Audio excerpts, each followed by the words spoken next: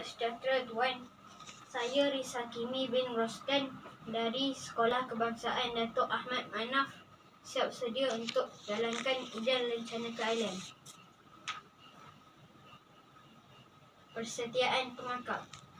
Bahawa dengan sesungguhnya saya berjanji dan bersetia yang saya dengan seberapa daya upaya saya akan taat kepada Tuhan, Raja dan Negara, menolong orang pada setiap masa menurut Undang-Undang Pengakap.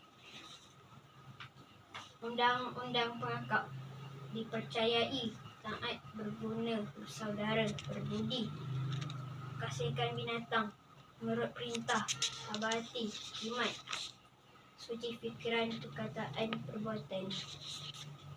Hormat pengakap. Hormat pengakap diberikan semasa berjumpa dengan pemimpin pengakap, menerima anugerah, sijil atau hadiah, istiadat menaik dan menurunkan bendera.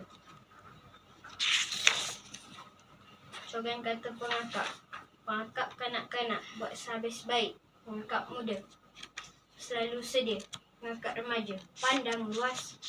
Pengakap kelana, berhikmat. Sejarah pengakap. Lord Baden-Powell telah dilahirkan pada 22 Februari 1857. Pada zaman kanak-kanaknya, beliau suka dengan kegiatan luar. Kemahan pertama di Pulau Brownsea pada tahun 1907.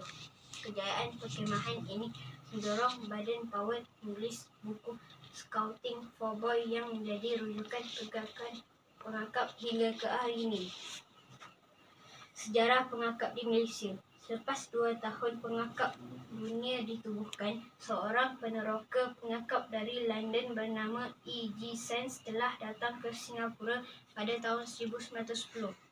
Negeri Melayu yang mula-mula menubuhkan pasukan pengakap ialah Pahang yang ditubuhkan oleh G.M. Laidlaw.